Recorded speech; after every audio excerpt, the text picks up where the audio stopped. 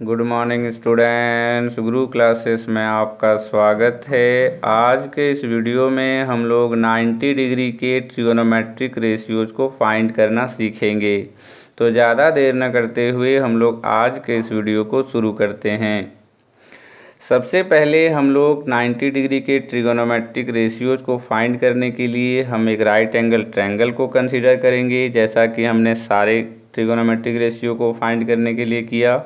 हम लोग जानते हैं कि ट्रिगोनोमेट्रिक रेशियोज हमेशा राइट एंगल ट्रायंगल के लिए अप्लाई होता है। तो सबसे पहले हम लोग क्या करेंगे, एक राइट एंगल ट्रायंगल कंसीडर करेंगे। तो सबसे पहले हम लोग कंसीडर करते हैं, कंसीडर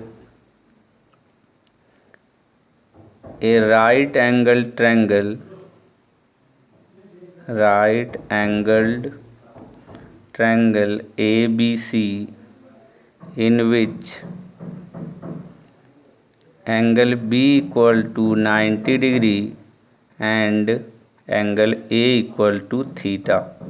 हमने क्या किया, एक राइट एंगल ट्रायंगल कंसीडर किया ABC, जिसमें एंगल B हमारा 90 डिग्री है और एंगल A हमारा थीटा है। तो उसके अकॉर्डिंग हम लोग एक ट्रायंगल फॉर्म कर लेते हैं। एक ट्रायंगल ABC फॉर्म करना है, जिसका B हमारा क्या है, 90 डिग्री है, A हमारा थीटा है और C हमें पता नहीं है। तो C हम लोग लिख देते हैं यहाँ पे।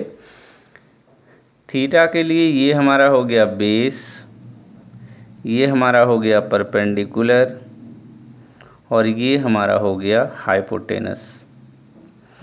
हमें क्या करना है, थीटा का वैल्यू 90 डिग्री के लिए फाइंड करना है, क्योंकि ये B तो हमारा 90 डिग्री है, इसके लिए तो हम लोग फाइंड नहीं करते हैं।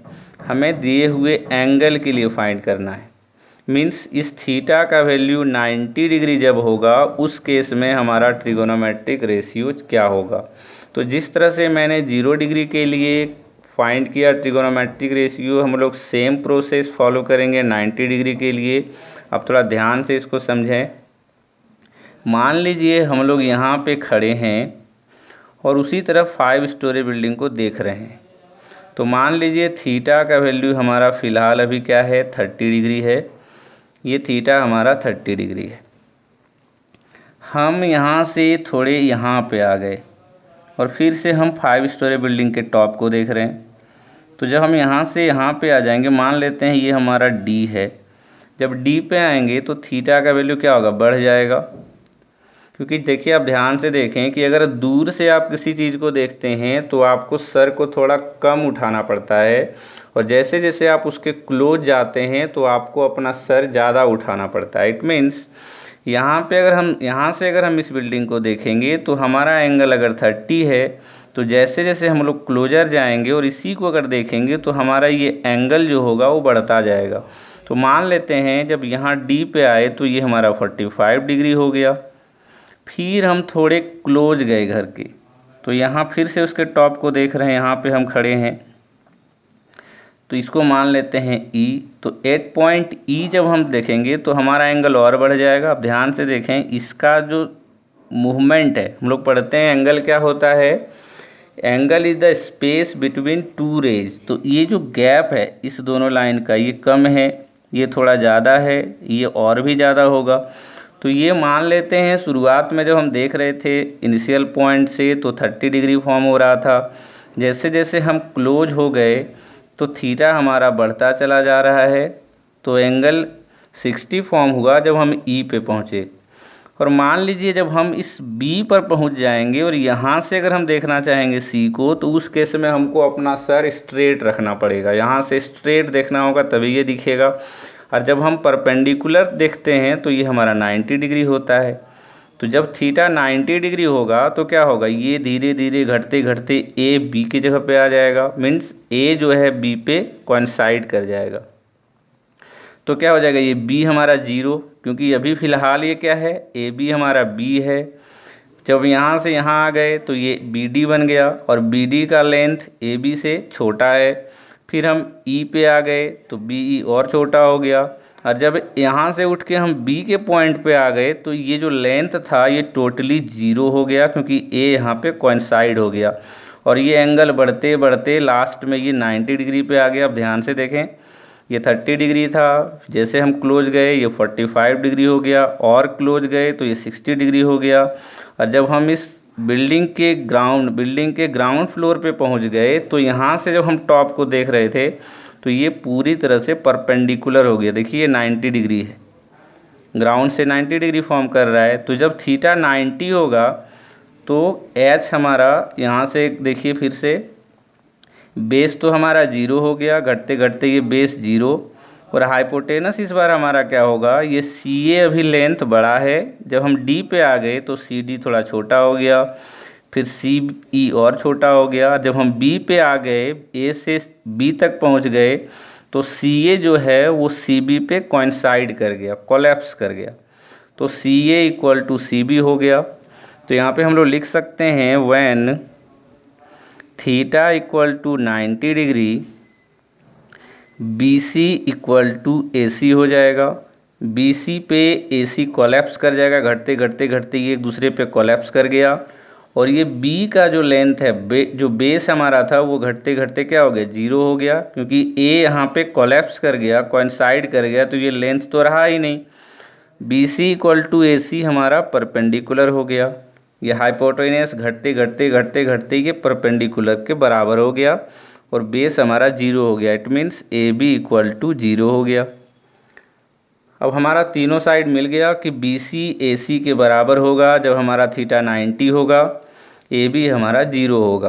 अब हम लोग इजीली सारा ट्रिगोनोमेट्रिक रेशियो फाइंड कर सकते हैं। Now sine 90 degree equal to P by H होगा।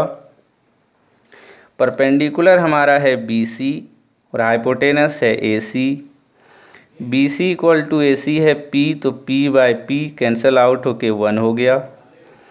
फिर हम लोग कॉस 90 फाइंड करेंगे, तो cos 90 equal to base by hypotenuse, base हमारा ए बी है, हाइपोटेनस ए सी है, इक्वल टू ए बी का वैल्यू 0 है, हाइपोटेनस पी हो गया, 0 बाई पी 0। उसके बाद हमें फाइंड करना है tan 90 degree. tan 90 P by B होता है, परपेंडिकुलर हमारा बी सी है और बेस हमारा ए बी है। बी सी का वैल्यू हमारा p है और ए बी का जो वैल्यू हमारा है 0 है, तो p बाई 0 ये हमारा अनडिफाइंड होगा क्योंकि डिनोमिनेटर में 0 है। उसके बाद हम लोग निकालेंगे cot 90। cot 90 क्या होगा, b बाई पी। बेस हमारा इस बार क्या है, बेस 0 है, परपेंडिकुलर तो p है, तो 0 बाई पी 0 हो गया। उसके बाद हमें फाइंड करना है cosec 90। कॉसेक जो है साइन का रेसिप्रोकल होगा, तो हो जाएगा ए सी बाई बी सी। ए सी भी हमारा p है और बी सी भी हमारा p है, तो ये कैंसिल आउट होके 1। और लास्ट हमारा है सेक 90 डिग्री जो कॉस का रेसिप्रोकल होगा, तो लिख सकते हैं A C by A B, A C by A B. A C का वैल्यू हमारा है p और ए बी का वैल्यू हमारा है 0, तो इस तरह से ये हमारा हो जाएगा अनडिफाइंड। तो इस प्रकार से हम लोगों ने 90 डिग्री के सारे ट्रिगोनोमेट्रिक रेशियो फाइंड कर लिए हैं। साइन ऑफ 90 1 होगा, कॉस 90 0, tan 90 अनडिफाइंड, कॉट 90 0, कॉसेक 90 1 और सेक 90 हमारा अनडिफाइंड होगा। तो जिस प्रकार से हमने 0 डिग्री के ट्रिगोनोमेट्रिक रेशियो को फाइंड किया, उसी प्रकार से हम लोगों ने 90 डिग्री के भी ट्रिगोनोमेट्रिक रेशियो को फाइंड किया है।